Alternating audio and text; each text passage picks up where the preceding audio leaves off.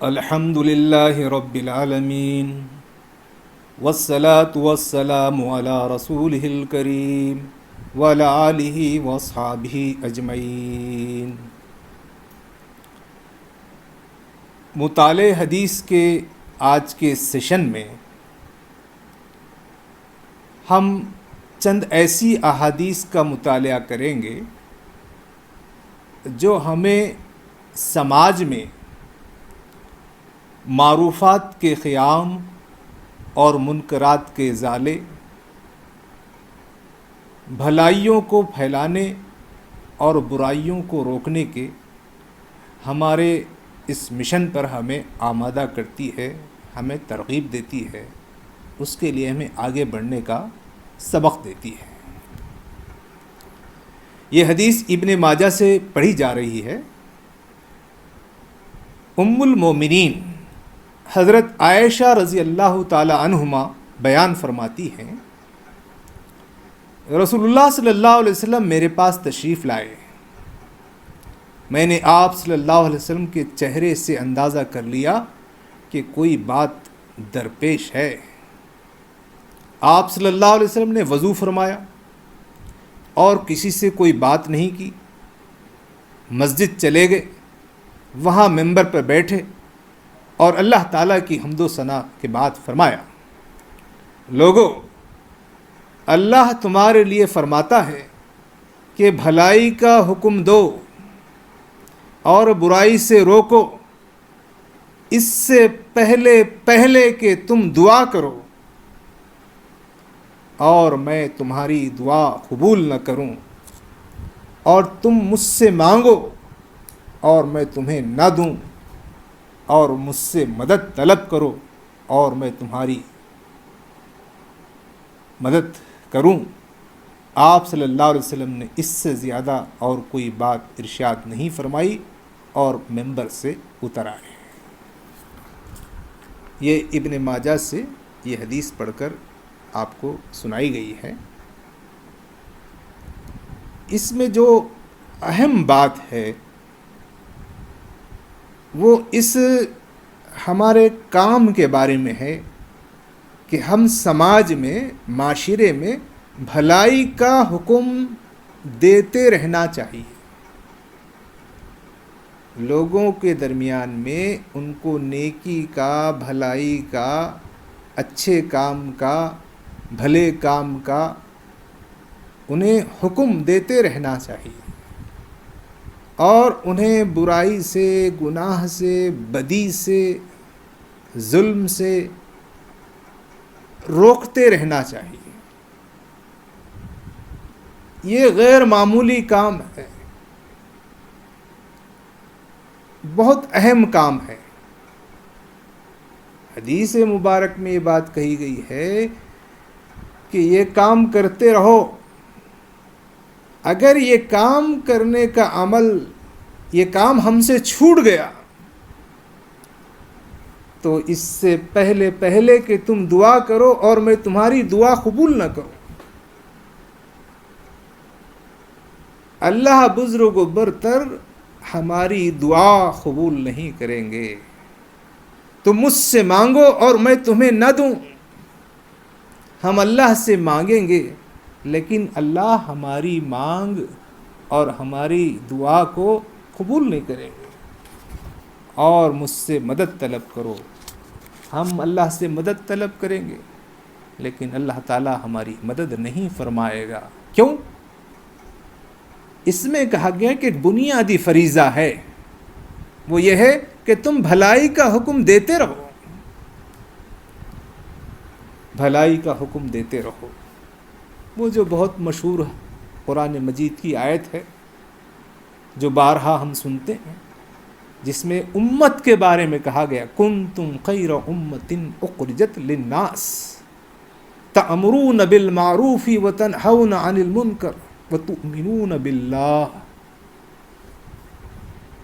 جس میں کہا گیا کہ تم بہترین امت ہو جو تمام انسانوں کے لیے برپا کی گئی۔ کیا فریضہ ہے؟ تأمرون بالمعروف وتنہون عن المنکر، معروفات کا، نیکیوں کا، بھلائیوں کا حکم دیتے رہو اور برائیوں سے، بدی سے روکتے رہو۔ تو یہ ایک امت کا مشن ہے، یہ امت کی ذمہ داری ہے، یہ امت کی امتیازی خصوصیت ہے۔ معروفات کیا ہیں، منکرات کیا ہیں، اس کو بھی ہمیں سیکھنا اور سمجھنا پڑے گا۔ جو قرآن و حدیث کے علوم کے ماہر ہیں وہ لکھتے ہیں کہ معروف کا مطلب وہ جانی پہچانی چیزیں ہیں، فطرت سے قریب ہے، ہر انسان کی فطرت اس کو پسند کرتی ہے۔ منکرات کا مطلب اجنبی، نہ جانی نہ پہچانی، اور جس سے انسان کی فطرت ابا کرتی ہے، دوری اختیار کرتی ہے۔ تو یہ جو معروفات اور جو منکرات کی بات ہے، یہ انسان کی فطرت میں شامل ہے کہ کیا بھلائی ہے اور کیا برائی ہے۔ تو یہ جو بھلائیوں کا حکم دیتے رہنا ہے، یہ ایک بڑی ذمہ داری ہے، اور برائیوں سے روکنا ایک بڑا کام ہے۔ اس سے سماج، انسان کا سماج انسان کی فطرت سے ہمانگ رہتا ہے۔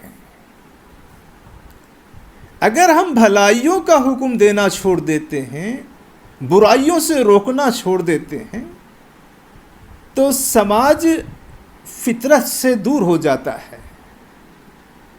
انسان فطرت کے مطابق زندگی گزارنے کے بجائے وہ فطرت کا باغی بن جاتا ہے۔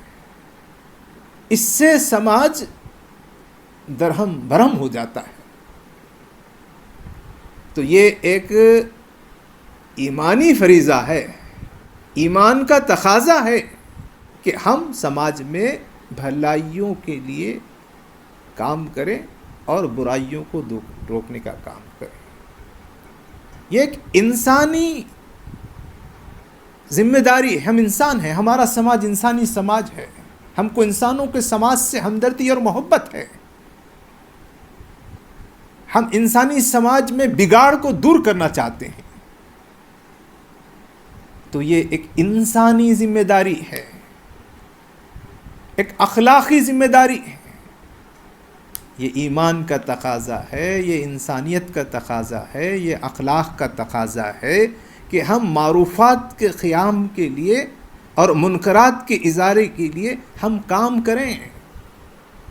رمضان کا مہینہ ہے، روزوں کا مہینہ ہے، تقوی کے حصول کا مہینہ ہے، قرآن مجید کے نزول کا مہینہ ہے۔ تو ان روزوں کے ذریعے سے ہم وہ طاقت حاصل کر رہے ہیں جس سے ہم سماج میں نیکیوں کے، بھلائیوں کے لیے کام کریں گے اور برائیوں کا روکنے کا کام کریں گے، نیکیوں کا حکم دینے کا کام کریں گے، اور اس کام کرنے کی طاقت اس روزے سے حاصل کریں گے۔ نیکی کیا ہے، برائی کیا ہے، سمجھنے کی طاقت قرآن سے حاصل کریں گے۔ نیکی کو حکم دینے کی اور برائی کو روکنے کی طاقت ہم روزے سے حاصل کریں۔ تو یہ بہت اہم موقع ہے، بہت اہم حدیث ہے۔ لیکن اس حدیث کے جو دوسرے الفاظ ہیں کہ تم دعا کرو گے میں تمہاری دعا قبول نہ کروں گا، تم مجھ سے مانگو گے میں تمہیں نہ دوں گا، اور تم مجھ سے مدد طلب کرو گے لیکن میں تمہاری مدد اللہ تعالیٰ مدد نہیں کریں گے، بہت اس پر سوچنا چاہیے۔ اللہ بزرگ و برتر خود اپنے بارے میں کہتا ہے، وَإِذَا سَأَلَكَ عِبَادِيَ أَنِّي فَإِنِّي قَرِيبٌ أُجِيبُ دَعْوَةَ الدَّاعِ إِذَا دَعَانِ۔ اور اے نبی، میرے بندے اگر تم سے میرے متعلق پوچھیں تو انہیں بتا دوں کہ میں ان سے قریبی ہوں، پکارنے والا جب مجھے پکارتا ہے میں اس کی پکار سنتا ہوں اور جواب دیتا ہوں۔ کہیں کہا گیا کہ اللہ تعالی ہماری شہرک سے زیادہ قریب ہے، لیکن یہاں کہا جا رہا ہے کہ تم مجھ سے مانگو گے میں تمہیں نہیں دوں گا۔ تو اللہ تعالیٰ کی جو مدد ہے، اللہ تعالیٰ کا جو دعا قبول کرنے کا شرط ہے، اللہ تعالیٰ جو ہم پر رحم فرمائے گا، اس میں یہ شرط ہے کہ تم نیکیوں کا حکم دینے کا کام کرو گے، برائیوں سے روکنے کا کام کرو گے۔ یہ بہت اہم ہے، اس پر ہمیں رک کر غور کرنا چاہیے۔ ایک دوسری حدیث وہ بھی بہت مشہور ہے، آپ نے اس حدیث کا بھی بارہا اس حدیث کو سنا ہے، اس کا مطالعہ کرتے ہیں، جس میں رسول اللہ صلی اللہ علیہ وسلم نے ارشاد فرمایا، یہ بخاری شریف سے لی گئی حدیث ہے، اللہ تعالیٰ کے حدود کی حفاظت کرنے والے اور ان کے حدود کو پامال کرنے والے کی مثال ایسی ہے جیسے کچھ لوگ کسی جہاز میں قرار ڈال کر سوار ہوں۔ کچھ لوگوں کو اوپری منزل میں جگہ ملے گی اور کچھ لوگوں کو نچلی منزل میں۔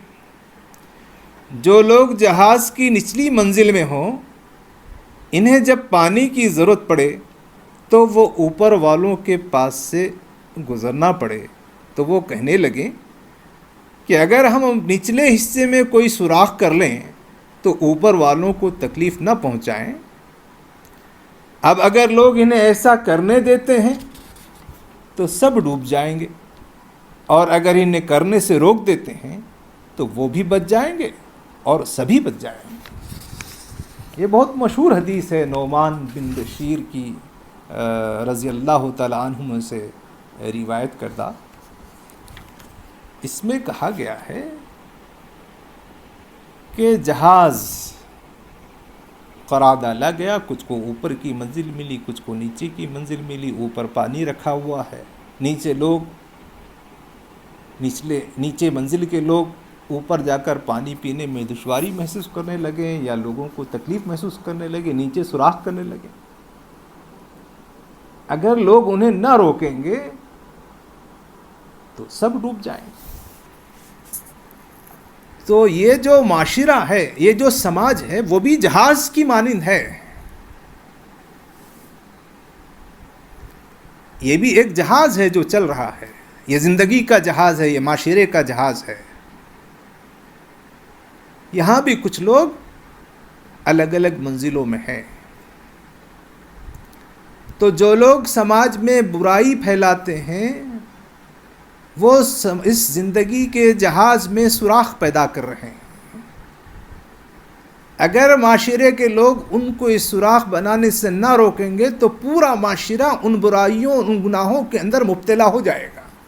تو معاشرے کے اندر کوئی فرد یہ نہیں کہہ سکتا کہ میں یہ کام نہیں کروں گا، یا یہ کام میرے بس کا نہیں ہے، یہ کام کا میں ذمہ دار نہیں۔ معاشرے میں برائی کو روکنا معاشرے کا تحفظ ہے، اس میں سب انسانوں کی بھلائی ہے۔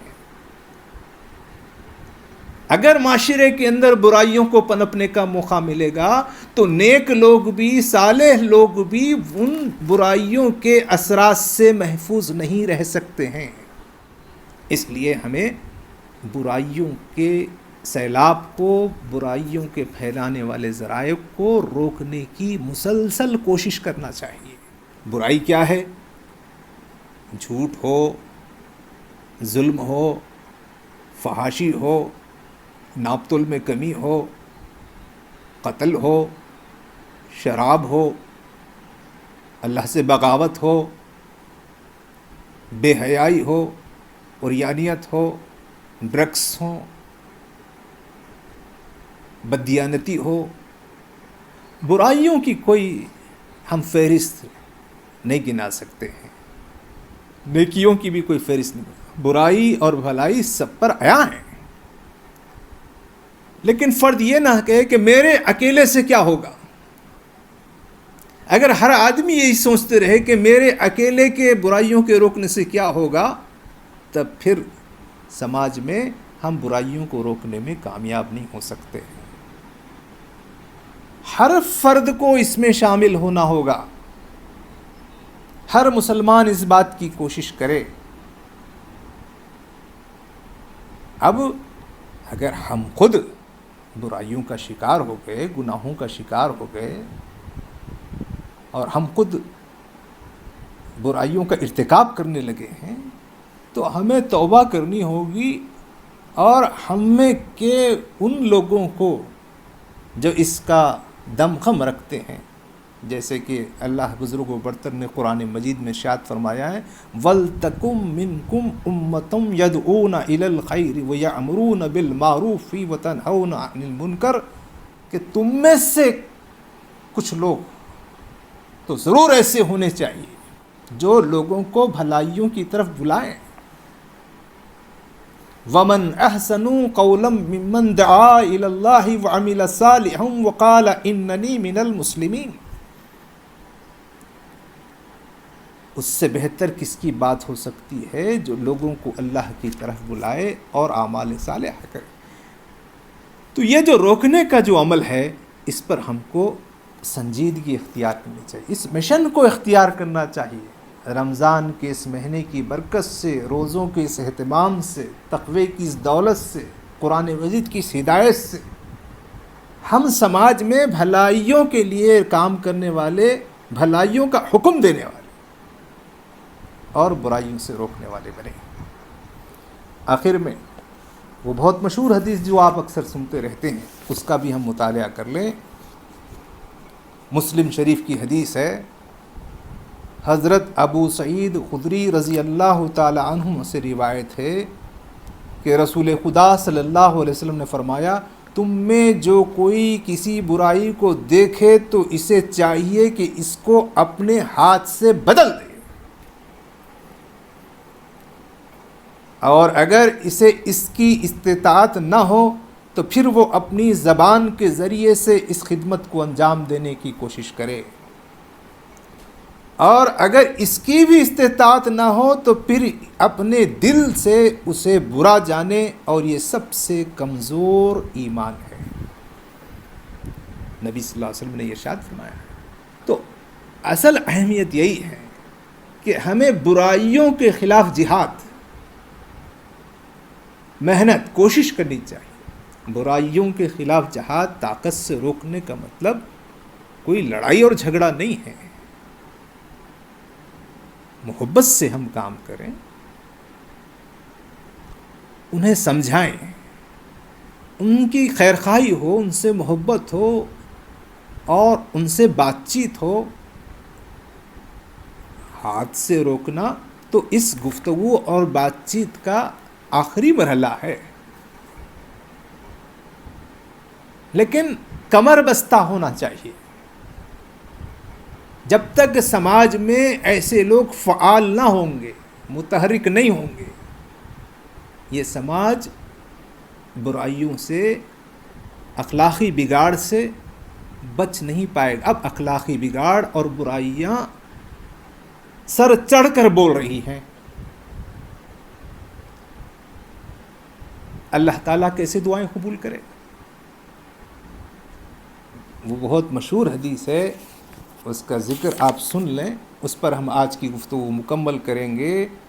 اللہ تعالیٰ جب نیکی کا، بھلائیوں کا، نیکیوں اور بھلائیوں کے حکم دینے کا اور برائیوں سے روکنے کا کام سماج میں رک جاتا ہے، تو اللہ تعالیٰ ظالم بادشاہوں کو، ظالم حکمرانوں کو مسلط کر دیتا ہے۔ یہ بات بھی احادیث میں بیان کی گئی ہے۔ تو اصل اس موقع پر ان احادیث مبارکہ کے پڑھنے سے ہم کو یہ سبق حاصل ہونا چاہیے، اور اس بات کے لیے ہم تیار ہوں کہ ہم سماج کے اندر ایک قوت بن کر، ایک مربوط ہو کر، ایک اجتماعیت بن کر ایک محبت کی طاقت بن کر ظلم کے خلاف، ناانصافی کے خلاف، گناہوں کے خلاف، جرائم کے خلاف، بیماریوں اور برائیوں کے خلاف ہم صف بستہ ہو کر ان کے خلاف ہم لڑیں گے اور سماج کو اخلاقی بگاڑ سے بچانے کی بھرپور کوشش کریں گے۔ یہ ہم کام کریں گے تو اللہ تعالیٰ نے ہمیں جس مقصد سے بنایا، جس مقصد کے تحت اس امت کو بنایا، اس میں ہم کامیاب ہوں گے۔ اللہ تعالیٰ ہماری دعاؤں کو سنے گا، اللہ تعالیٰ ہماری مدد فرمائے گا، اللہ تعالیٰ ہم پر جو ظالم بادشاہ، ظالم حکمراں ہوں اس سے نجات دے گا، اور باطل مغلوب ہوگا اور حق غالب ہوگا۔ وہ سب ہم کو نیکیوں کا حکم دینے اور برائیوں سے روکنے کے اس مشن میں اپنے آپ کو لگانا ہوگا۔ اللہ بزرگ و برتر ان احادیث مبارکہ کے پڑھنے، اس کا فہم حاصل کرنے، اس کے مطابق جینے کی توفیق نصیب فرمائے۔ وآخر دعوانا الحمد للہ رب العالمین۔